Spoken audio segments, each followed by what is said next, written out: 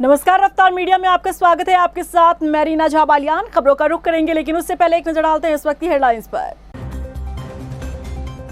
रंगलाए CM Dhami का London दौरा, 2 दिन में 9,000 करोड़ के निवेश पर एमओयू का। विदेशी इन्वेस्टर्स ने जताया सरकार पर भरोसा, निवेशकों को दिया सम्मेलन में आने का न्योता। दायित्वधारियों की पहली लिस्ट में बीजेपी ने शामिल किए सिर्फ 10 नाम। लिस्ट को लेकर उठने लगे सवाल, क्या अंदरूनी कलह के कारण बाकी कार्यकर्ताओं को किया दरकिनार। उत्तराखंड युवाओं के लिए खुशखबरी, यूके SSSC दोबारा शुरू करेगा। समूह ग की 23 भर्तियां। पेपर लीक होने के बाद राज्य लोक सेवा आयोग को सौंपी गई थी भर्ती की जिम्मेदारी। मौसम में बदलाव के साथ ही कम होने लगी डेंगू मरीजों की संख्या। प्रदेश भर में डेंगू ने बरपाया कहर। देहरादून से सामने आए थे सबसे ज्यादा डेंगू के मामले, 14 मरीजों की हुई थी मौत। और चलिए बुलेटिन की शुरुआत कर लेते हैं। उत्तराखंड के मुख्यमंत्री पुष्कर सिंह धामी का जलवा देश प्रदेश के साथ साथ विदेश में भी कायम है।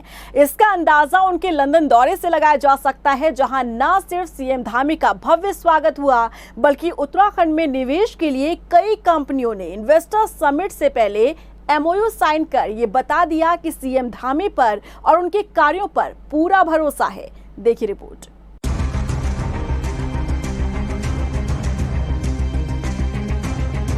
लंदन में धामी का धमाल, प्रदेश के साथ विदेश में भी कमाल।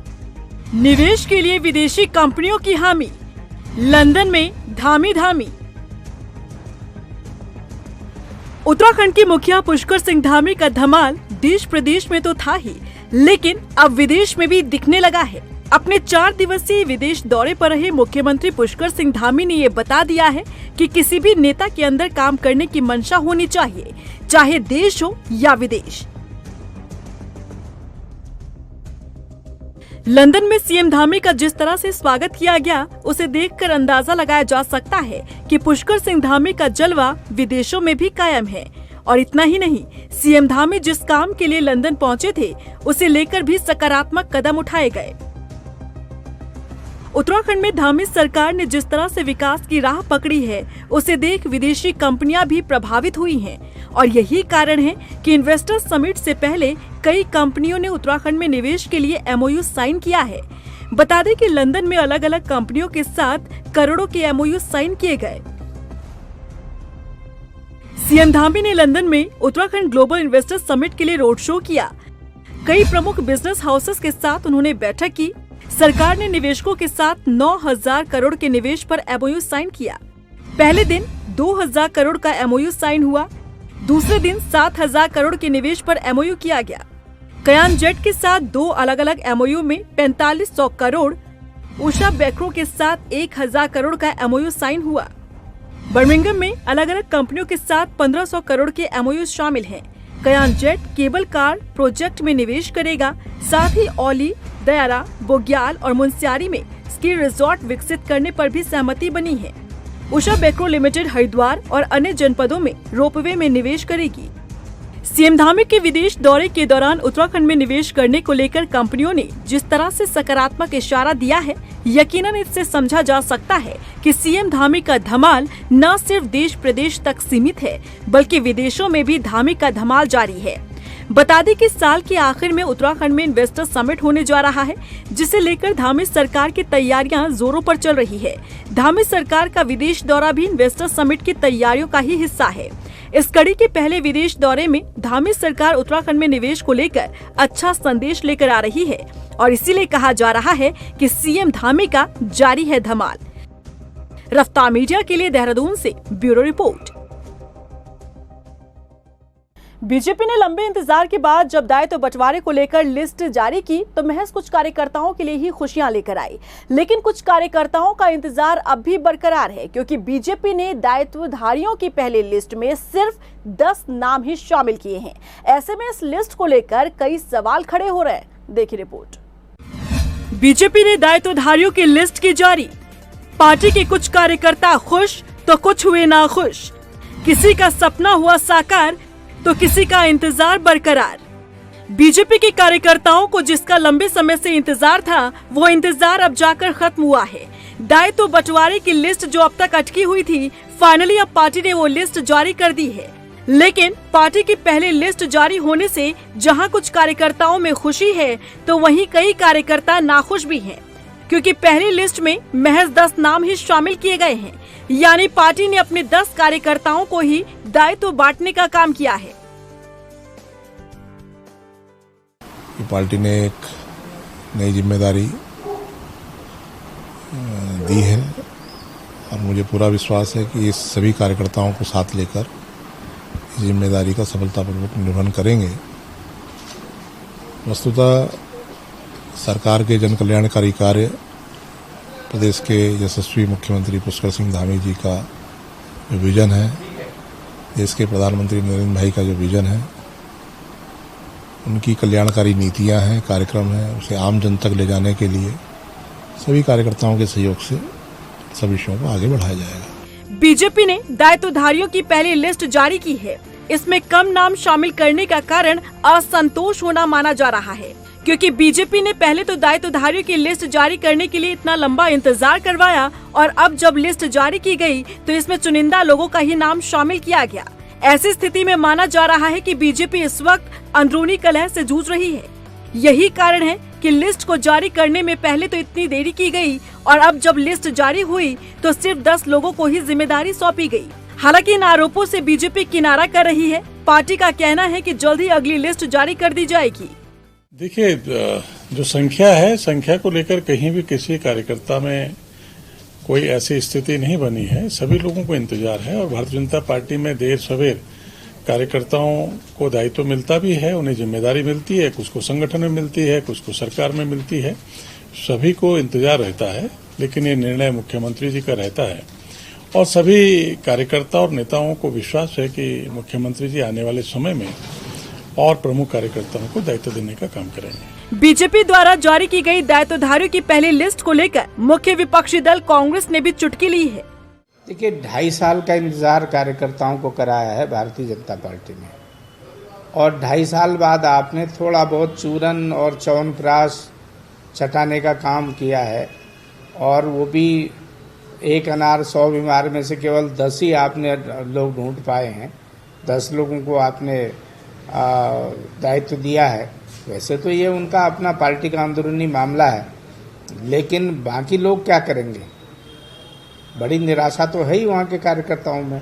तो क्या वाकई में बीजेपी के भीतर सब कुछ ठीक ठाक नहीं चल रहा है? क्या अंदरूनी कलह के कारण ही दायित्वधारियों की लिस्ट जारी करने में बीजेपी फूक फूक कर कदम उठाती दिख रही है? क्या वाकई में बीजेपी कार्यकर्ताओं में असंतोष की स्थिति पैदा हो गई है?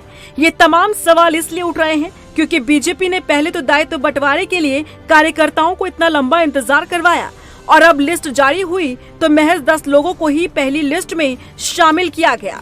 तो ऐसे में सवाल उठता है कि बाकी कार्यकर्ताओं का क्या होगा? क्या पार्टी समय रहते नाराज कार्यकर्ताओं को सेटल करने में सफल होगी या फिर पार्टी को नुकसान झेलना पड़ सकता है? रफ्तार मीडिया के लिए देहरादून से ब्यूरो रिपोर्ट। धामी सरकार ने हल्द्वानी से बीजेपी नेता अनिल कपूर डब्बू को उत्तराखंड मंडी परिषद का अध्यक्ष बनाकर नई जिम्मेदारी सौंपी है। अपनी जिम्मेदारी को लेकर अनिल कपूर का कहना है कि वो किसानों के हित में जो भी जरूरी होगा वो सभी कार्यों को करेंगे। उन्होंने कहा कि प्रदेश में किसानों को समृद्ध करना सरकार की प्राथमिकता है। कि मुझे कृषि उत्पादन मंडी परिषद का अध्यक्ष बनाया गया है। पूरे प्रदेश में किसानों को अधिकतम लाभ पहुँचे, किसान को ज़्यादा से ज़्यादा किसान खुश रहें, इसकी चिंता मैं करूंगा निश्चित रूप से। इसके अलावा भी प्रदेश के अंदर और चीज़ें हैं, कहीं भी कोई जनता तंग नहीं होनी चाहिए। माननीय मुख्यमंत्री जी का सपना है इस प्रदेश को देश का सर्वश्रेष्ठ प्रदेश बनाने का। उस दिशा में हम लोग सहयोगी के रूप में जितनी ज़्यादा अथक मेहनत होगी करेंगे और निश्चित रूप से इस प्रदेश को देश का सर्वश्रेष्ठ प्रदेश बनाने का सपना साकार करेंगे। उत्तरकाशी के केलसू डोडीताल पहुंचे कैबिनेट मंत्री सुबोध उनियाल ने क्षेत्रवासियों को करोड़ों की सौगात दी। उन्होंने पर्यटन के क्षेत्र में केलसू डोडीताल में बढ़ावा देने के लिए हर्बल मिशन की शुरुआत का ऐलान किया। उन्होंने संगम चट्टी से सेकू मांझी तक वन मार्ग के पुनर्निर्माण के लिए 50 लाख की धनराशि स्वीकृत किए जाने और डोडीताल में विश्राम गृह के निर्माण की घोषणा की। और रुक कर लेते हैं इस वक्त की बड़ी खबर का। उत्तराखंड युवाओं के लिए खुशखबरी है। यूके SSSC दोबारा शुरू करेगा समूह की भर्ती। अधीनस्थ सेवा चयन आयोग कराएगा समूह की 23 भर्तियां। व्यवस्था बहाल होने पर दोबारा समूह की भर्तियों में तेजी आएगी। भर्ती घोटालों के बाद लोक सेवा आयोग को सौंपी गई थी भर्ती। UKSSC को वापस सौंपी गई भर्ती की जिम्मेदारी। पेपर लीक होने के बाद धीरे धीरे व्यवस्थाएं बहाल हो रही हैं। मौसम में बदलाव के साथ अब राज्य में डेंगू के मामले में भी कमी देखने को मिल रही है, लेकिन पिछले 1 महीने से डेंगू ने ऐसा कहर बरपाया कि प्रदेश भर में 14 मरीज डेंगू से अपनी जान गंवा चुके हैं। वहीं राजधानी देहरादून में सबसे ज्यादा डेंगू का कहर देखने को मिला। हालांकि अब जैसे जैसे मौसम में बदलाव देखने को मिल रहा है, वैसे वैसे मरीजों की संख्या भी कम हो रही है। अभी डेंगू के केसेस कम होते जा रहे हैं और पिछले हफ्ते 10 दिन से जहां पे देहरादून जहां पे इनिशियली सबसे ज़्यादा केसेस थे, बहुत सबसे अभी केसेस अभी कम होने शुरू हो गए हैं और आने वाले समय में मैं समझता हूं कि जो है जल्दी केसेस बिल्कुल हम लोग बिल्कुल न्यून होंगे आने वाले समय। देहरादून में चल रहे स्मार्ट सिटी के कार्यों के चलते शहर में लगे फायर हाइड्रेंट गायब हो गए हैं। पूरे प्रदेश भर में 594 फायर हाइड्रेंट हुआ करते थे, लेकिन वर्तमान में 355 फायर हाइड्रेंट काम कर रहे हैं और 239 फायर हाइड्रेंट काम नहीं कर रहे हैं। ऐसे में अग्निशमन विभाग को भी दिक्कतों का सामना करना पड़ा है। वहीं अग्निशमन के उप निदेशक का कहना है कि सभी जनपदों से फायर हाइड्रेंट का डेटा मंगाया गया था और विभाग द्वारा 2018 में शासन को 364 हाइड्रेंट का प्रस्ताव भेजा गया है, जिसमें शासन स्तर से कार्रवाई चल रही है। वहीं जो फायर हाइड्रेंट काम नहीं कर रहे हैं, उनको सही कराने के लिए कार्रवाई की जा रही है। तो 13 जनपदों से जो हाइड्रेंट कोऑर्डिनेट आए हैं, उसके हिसाब से 355 जो फायर हाइड्रेंट है वो हमारे वर्किंग है और 171 के करीब जो हाइड्रेंट है वो हमारे अकार्यशील हैं, जिसमें कि कुछ रिपेयरिंग या मरम्मत की आवश्यकता है, जो कि कार्यशील नहीं है अभी, जिसके संबंध में जनपद स्तर से ही जो है संबंधित पेयजल को और जल संस्थान को जो है पत्राचार किया जा चुका है, कार्रवाई चल रही है। और 68 ऐसे हाइड्रेंट है जो कि अतिक्रमित हो चुके हैं, जो कि कहीं भी लोकेट नहीं हो पाए। उत्तराखंड जल संस्थान ने सची पेयजल शासन स्तर पर पैरवी करते हुए जो है उसमें 364 हाइड्रेंट जो है प्रस्तावित किए थे पूरे उत्तराखंड राज्य के लिए, 13 जनपदों के लिए, और लगभग इसमें 17 करोड़ का बजट उन्होंने प्रस्तावित किया था, जो कि अभी जो है कार्रवाई प्रचलित है और बजट जो है प्रतीक्षित है, स्वीकृति जो है उसकी प्रतीक्षित है। रुड़की के भगवानपुर में भारतीय किसान यूनियन क्रांति के सदस्यों ने एसडीएम जितेंद्र कुमार से मुलाकात की। इस मुलाकात में किसानों ने टोल प्लाजा में निर्माण कार्य के दौरान हादसे की चपेट में आए 2 मजदूरों के परिजनों को जल्द मुआवजा देने की मांग की। किसानों ने आरोप लगाया कि घटना को 2 साल बीत जाने के बाद भी पीड़ित परिवारों को मुआवजा नहीं दिया गया है। किसानों ने कहा कि अगर उनकी मांग पूरी नहीं होती है तो वो टोल प्लाजा पर अनिश्चित काल तक धरना देंगे। वहीं एसडीएम ने किसानों को उनकी समस्या के समाधान का आश्वासन दिया। पूरी तरह से वो लिखित में फैसला हुआ है एसडीएम साहब ने और NH हाईवे वाले और टोल वाले, वो लिखित में जो बच्चों की जो 2 बच्चे शहीद हुए थे उनकी समस्या को लेकर एक पॉइंट पर हमारा पूरी तरह से समझौता हो गया और धरना हमारा जो है वो अनिश्चित काल तक जारी रहेगा। टोल प्लाजा के 2 कर्मचारियों की सड़क दुर्घटना में मृत्यु हुई थी, उनको मुआवजा दिलाने को लेकर किसान यूनियन के द्वारा यहाँ पे अपनी मांग रखी गई। इसमें NHAI के अधिकारियों को और टोल प्लाजा वालों को बुलाकर वार्ता की गई और उनके द्वारा ये आश्वासन दिया गया कि वो इनको जो सैलरी दी जा रही थी उसको कंटिन्यू करेंगे। रुड़की के मंगलौर हाईवे पर अवैध तरीके से बनाई जा रही कॉलोनी पर हरिद्वार रुड़की विकास प्राधिकरण ने 4 अवैध कॉलोनी पर ध्वस्तीकरण की कार्रवाई की है। मौके पर पहुंचे सहायक अभियंता ने बताया कि अवैध कॉलोनी निर्माण करने वालों के साथ ही अवैध तरीके से कॉलोनियों को काटने वालों के खिलाफ भी प्राधिकरण कार्रवाई कर रहा है। बहुत सारे लोगों को जो है हम लोगों ने नोटिस भी भेजे, अभी जो है कार्रवाई की, लेकिन फिर भी जो है हमारे अनाधिकृत निर्माण में जो प्लॉटिंग हो रही है, लोग जो है ठगे जा रहे हैं, उनके साथ न्याय नहीं हो रहा है। तो उनकी पीड़ा को देखते हुए हम लोगों से यही आग्रह करेंगे कि जो है अपने जो है मानचित्र स्वीकृत करा के, प्लॉटिंग स्वीकृत करा के अपने जो भी विकास कार्य करने हैं करें। उत्तराखंड में समय समय पर अधिकारियों की कार्यप्रणाली पर जहां सवाल उठते रहे हैं, वहीं बात अगर मुख्यमंत्री पुष्कर सिंह धामी के नेतृत्व में चल रही सरकार की करें तो अधिकारियों की टीम बेहतर समन्वय के साथ अच्छा काम कर रही है। चलिए रिपोर्ट के जरिए आपको बताते हैं आखिर कौन से अधिकारी हैं जो समन्वय बनाते हुए बेहतर काम कर रहे हैं। उत्तराखंड में अधिकारियों की मनमानी की खबरें आपने बहुत सुनी होंगी, लेकिन जो खबर आज हम आपको दिखाने जा रहे हैं उसे आप भी कहेंगे कि अधिकारी बेहतर काम भी करते हैं और प्रदेश के विकास में अपना महत्वपूर्ण योगदान भी देते हैं। क्योंकि बिना अधिकारियों की किसी भी योजना को धरातल पर उतारना मुमकिन नहीं होता। हालांकि उत्तराखंड में पिछली सरकारों पर अधिकारियों की मनमानी के आरोप लगते रहे हैं, लेकिन धामी सरकार में अधिकारियों पर यह आरोप ना के बराबर है। अधिकारियों का सरकार के साथ बेहतर तालमेल नजर आ रहा है। खासकर मुख्यमंत्री पुष्कर सिंह धामी की टीम में जो अधिकारी शामिल हैं, उनमें कई अधिकारी जनता के भी हीरो हैं, जो अपनी कार्यप्रणाली से जनता को भी प्रभावित करते हैं। एसएस संधू मुख्य सचिव। एसएस संधू अपने शालीन व्यवहार और चुपचाप तरीके से काम करने के लिए जाने जाते हैं। समन्वय बनाकर बेहतर काम और अधिकारियों से काम लेने की कला उन्हें निपुण बनाती है। यही वजह है कि सेवा विस्तार का भी तोहफा संधू को मिला है। राधा रतूड़ी अपर मुख्य सचिव। राधा रतूड़ी की कार्यशैली से भी उत्तराखंड की जनता भली भांति परिचित है। यही वजह है कि मुख्यमंत्री की कोर टीम में राधा रतूड़ी को भी जगह मिली है। आर मीनाक्षी सुंदरम सचिव मुख्यमंत्री। मीनाक्षी सुंदरम का भी काम करने का तरीका उन्हें अलग बनाता है। किसी भी काम को ना करने की कोई गुंजाइश आर मीनाक्षी सुंदरम के पास नहीं। यही वजह है कि लगभग सभी मंत्री ये चाहते हैं कि उनके विभागीय सचिव की जिम्मेदारी मीनाक्षी सुंदरम के पास रहे। सीएम धामी की गुड बुक्स में आर मीनाक्षी सुंदरम का नाम शामिल है। विनय शंकर पांडे उद्योग सचिव। विनय शंकर पांडे इस समय उद्योग सचिव के रूप में महत्वपूर्ण जिम्मेदारी इन्वेस्टर समिट के सफल आयोजन को लेकर निभा रहे हैं। मुख्यमंत्री पुष्कर सिंह धामी के कोर टीम का हिस्सा इसलिए हैं क्योंकि विनय शंकर पांडे बेहतर काम करने वाले अधिकारियों में अपनी पहचान रखते हैं। आईएएस बंशीधर तिवारी। सीएम धामी की कोर टीम के अधिकारियों में बंशीधर तिवारी भी खास महत्व रखते हैं, जिनके पास शिक्षा महानिदेशक की महत्वपूर्ण जिम्मेदारी है। वीसीएमडीडीए की जिम्मेदारी बंशीधर तिवारी निभा रहे हैं।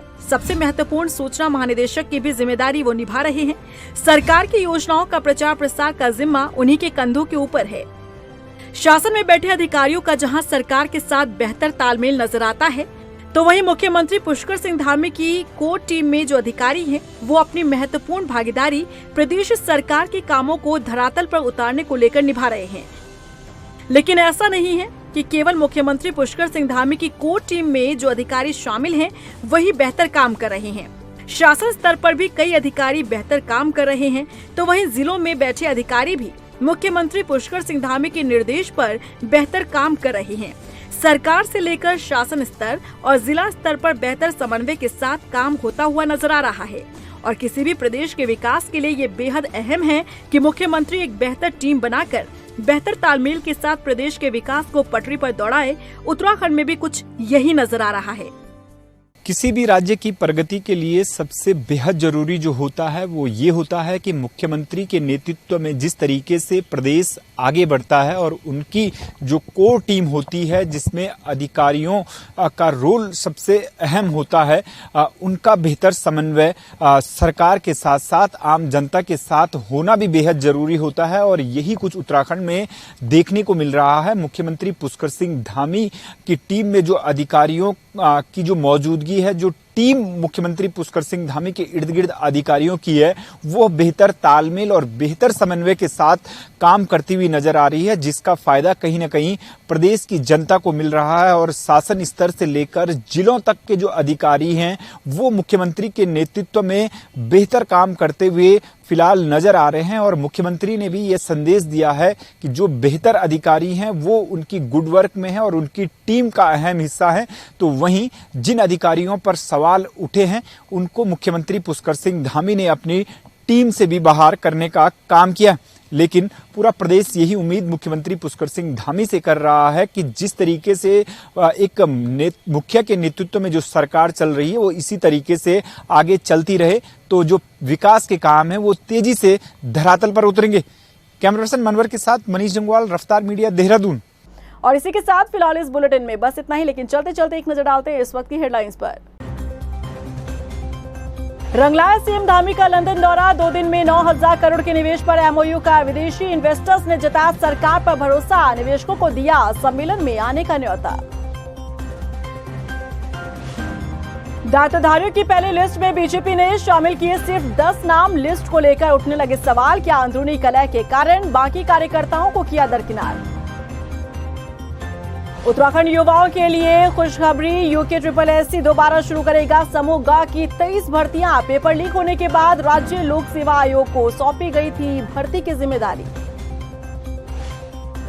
मौसम में बदलाव के साथ ही कम होने लगी डेंगू मरीजों की संख्या। प्रदेश भर में डेंगू ने बरपाया कहर। देहरादून से सामने आए थे सबसे ज्यादा डेंगू के मामले, 14 मरीजों की हुई थी मौत।